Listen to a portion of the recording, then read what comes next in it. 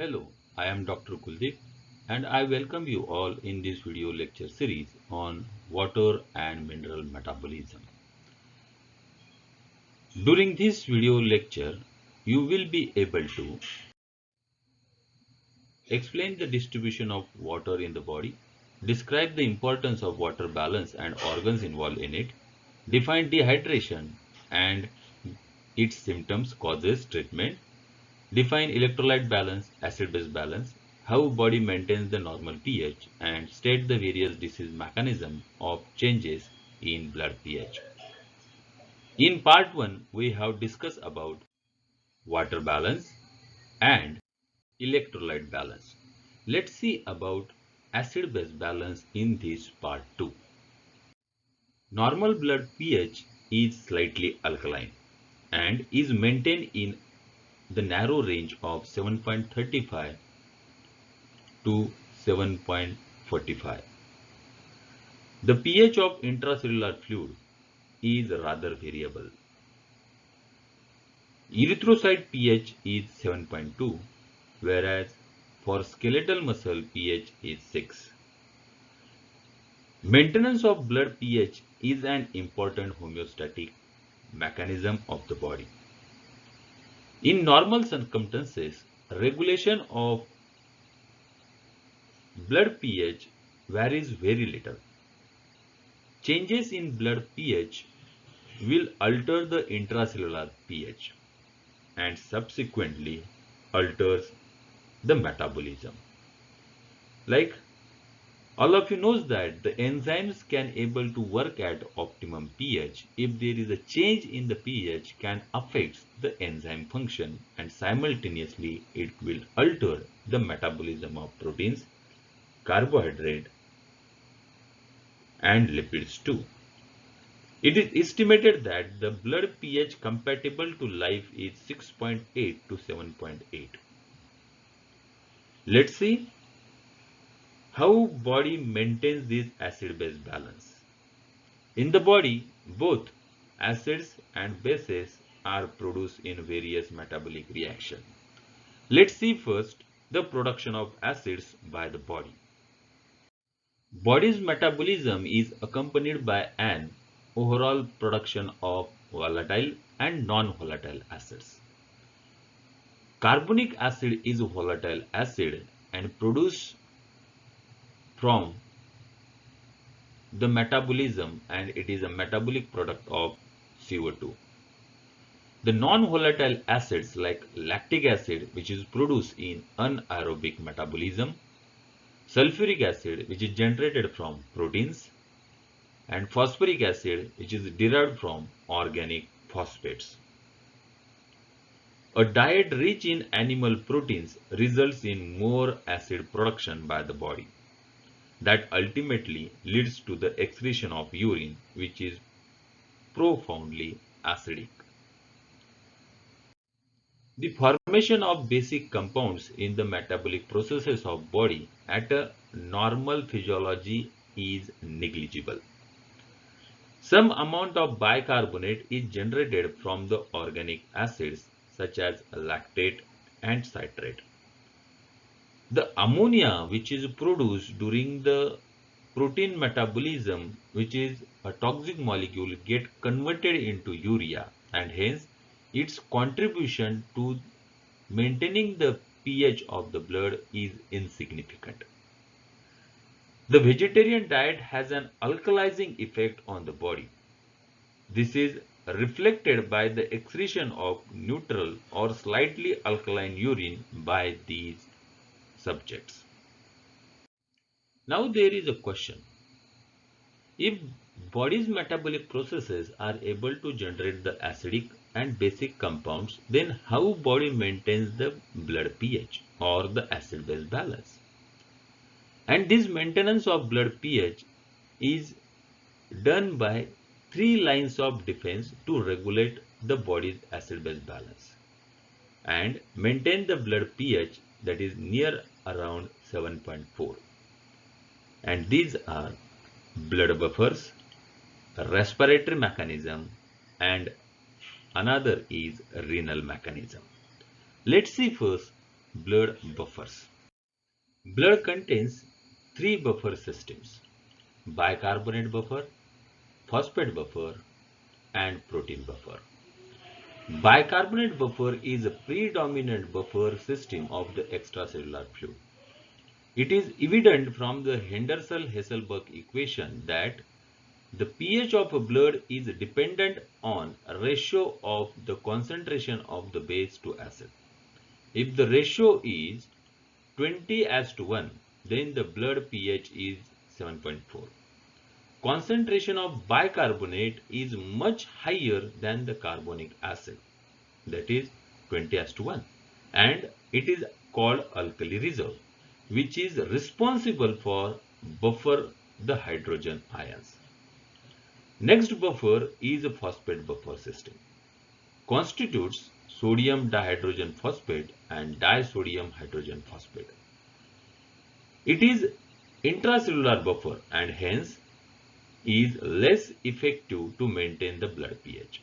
The ratio of base to acid is 4, and that is in bicarbonate buffer is 20. The plasma proteins and hemoglobin constitute protein buffer system. The buffering capacity is dependent on the ionizable groups of amino acids. The imidazole group of histidine is the most effective contributor. Hemoglobin shows its buffering action on fixed acids that we will see in a subsequent slides. The system which comes in a picture when there is disturbances in acid-base balance is the respiratory system, which acts rapidly. All we know that the carbon dioxide generated at the tissue level, only 15% is transported toward the lungs in a dissolved form. The remains is get converted and transported as a bicarbonate ion. Let's see this mechanism and how respiratory mechanism maintains the acid-base balance or regulate the pH of the blood. When a CO2 is generated from the tissue, some amount is dissolved inside the blood and some amount is get converted to the carbonic acid with the help of carbonic anhydrase enzyme. Remember that if the ratio of bicarbonate to carbonic acid is 20, then the pH of the blood is 7.4 as we discussed earlier. If the concentration of carbonic acid is get increases, that decreases the pH of the blood. When carbonic acid is get dissociates into bicarbonate and the hydrogen ions, the hydrogen ions are taken by the hemoglobin which cleaves the oxygen, and that oxygen is gained by the tissue cells. The hydrogen which is combined with the hemoglobin is transported toward the pulmonary circulation, and in pulmonary circulation the hydrogen is cleaves off from the hemoglobin and combined with bicarbonate ions, and again carbonic anhydrase enzyme acts which converts it into water and CO2. This CO2 is in dissolved form and that is get excreted from the alveoli. The free hemoglobin from the hydrogen ions is again combined with the oxygen and oxyhemoglobin is transported toward the tissue. In this way, blood RBC regulate the transportation of oxygen and carbon dioxide. So the released hydrogen ions, if they are not catch up by the hemoglobin, that hydrogen ions may decreases the pH of the blood. And in this way, hemoglobin acts as a buffer. Hemoglobin of erythrocyte is also important in the respiratory regulation. At the tissue level, hemoglobin binds to hydrogen ions and helps to transport carbon dioxide. This is referred as isohydric transport.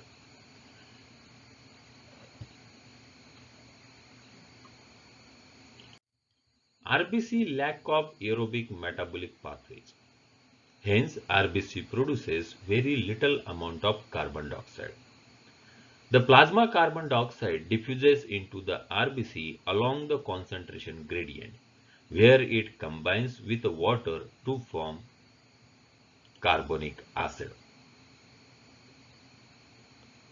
This reaction is catalyzed by carbonic anhydrase. In the RBC, carbonic acid dissociates to produce hydrogen ions and bicarbonate ions. The hydrogen ions are trapped and buffered by hemoglobin. As the concentration of bicarbonate increases in the RBC, it diffuses into plasma along with the concentration gradient in exchange of chloride ions to maintain electrical neutrality. This phenomena is referred to as chloride shift, and that helps to generate bicarbonate ions. Kidney performs highly significant role in maintenance of acid-base balance. The renal mechanism tries to provide a permanent solution to the acid-base disturbances. Kidney regulates blood pH by excretion of acids or bases, reabsorb the acids and bases, and maintain the alkali reserve that we already seen in the previous slides. The pH of the urine is normally acidic, which is approximately near about 6. The carbonic anhydrase enzyme is the central importance in the renal regulation of pH, which occurs by the excretion of hydrogen ions, ammonium ions, and titratable acids, and reabsorption of bicarbonate. Let's see them one by one. Kidney is only the organ that eliminates the hydrogen ions from the body. Hydrogen ions are secreted inside the lumen in the exchange of the sodium. Then this sodium in association with the bicarbonate are get reabsorbed in the bloodstream. In this way, hydrogen ions that makes up the acidity are excreted inside the urine. The other mechanism is reabsorption of bicarbonate. We know that carbonic anhydrase is the enzyme which combines the carbon dioxide and water and convert them into the carbonic acid. This carbonic acid is dissociates into the hydrogen ions and bicarbonate. This bicarbonate is then reabsorbed into the bloodstream, whereas the hydrogen ions are secreted inside the lumen. If there is increase in the carbon dioxide concentration inside the lumen, that is reabsorbed inside the proximal tubule cell through the concentration gradient, which combines with the water converted into bicarbonic acid. Bicarbonic acid dissociates into bicarbonate ions and the hydrogen ions. The bicarbonate ions are readily get absorbed. In this way, there is a continuous cyclic reproduction of the bicarbonate ions through renal mechanism, and in this way that increases the alkali reserve of the blood. So this is very toughest and hardest mechanism to maintain the blood pH. The other mechanism by which the renal system maintains the acid-base balance is excretion of titratable acids. By definition, titratable acid is a hydrogen ion excreted with the urinary buffers. Inorganic phosphate is the most important of these buffers because of its relatively high concentration in urine and its ideal pK. Recall that there is a significant amount of phosphate in urine because only 85% of filtered phosphate is reabsorbed and 15% of the filtered phosphate is left to be excreted as a titratable acid. The luminal membrane of alpha intercalated cells of the late distal tubule and collecting ducts has two primary active transport mechanisms for secreting hydrogen ions into tubular fluid. The first mechanism for hydrogen ion secretion is the hydrogen ATPase pump, which is stimulated by aldosterone. Aldosterone not only acts on the principal cells in stimulation of sodium reabsorption and potassium secretion, but also stimulates hydrogen secretion in the intercalated disc.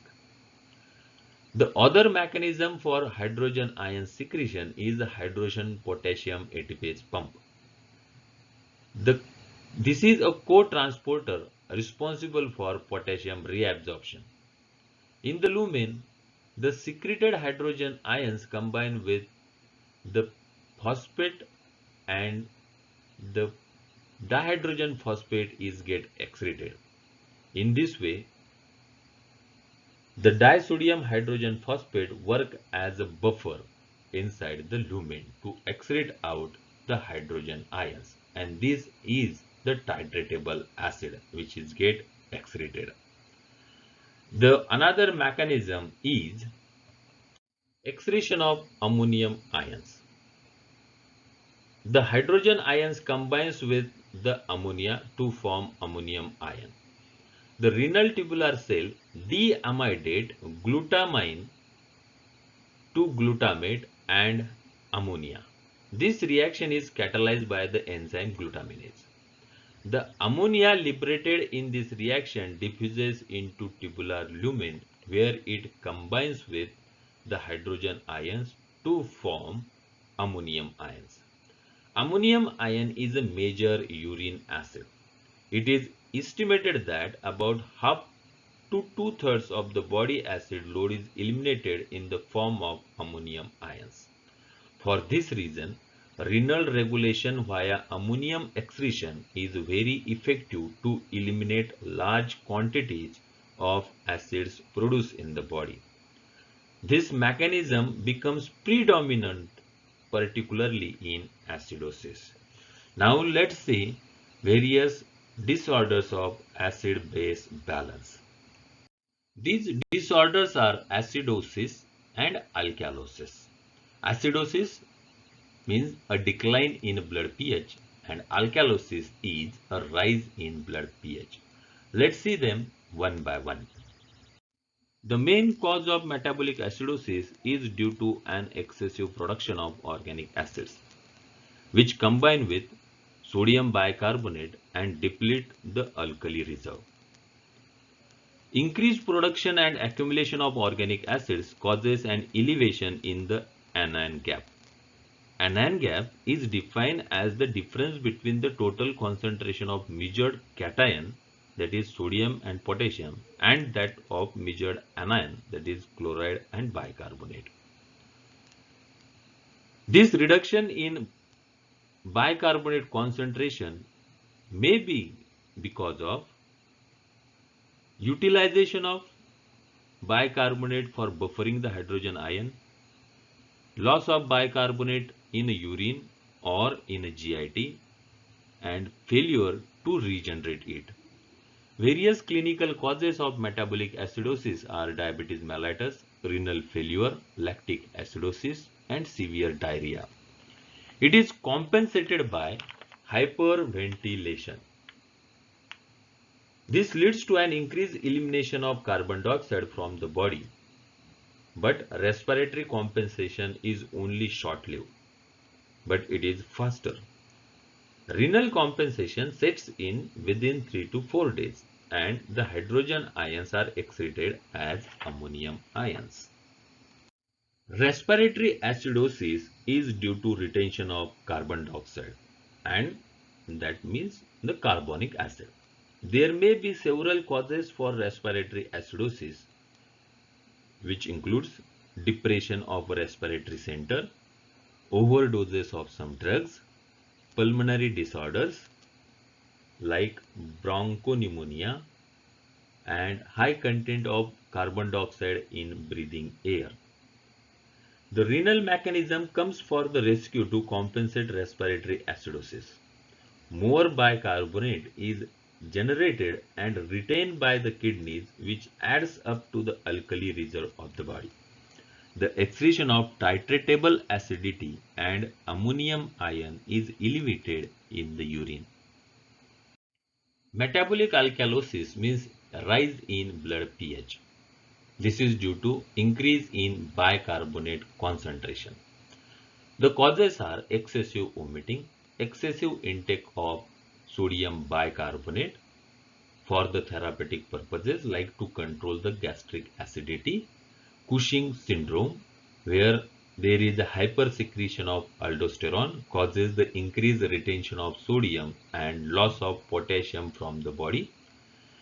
Metabolic alkalosis is commonly associated with low potassium concentration, that is hypokalemia, and it is compensated by a respiratory mechanism that initiates the hypoventilation to retain carbon dioxide and hence increase in carbonic acid.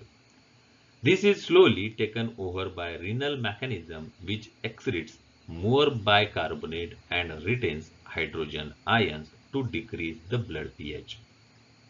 If there is decrease in a carbonic acid concentration, that leads to respiratory alkalosis. This may occur due to hyperventilation, hysteria, hypoxia, raised intracranial pressure, excessive artificial ventilation, and actions of some drugs like salicylates. It is compensated by renal mechanism by increasing the urinary excretion of bicarbonate ions. In this way, there are four different acid-base disorders, that are acidosis and alkalosis and metabolic or the respiratory. Here we have seen that how the different mechanisms maintain the pH of the blood and maintain the acid-base balance, and that are blood buffers like bicarbonate, phosphate buffer and protein buffer, and the respiratory mechanism and the renal mechanism. If you like this video, then do not forget to subscribe to the channel and share it with your friends, with your students. Till then, happy learning.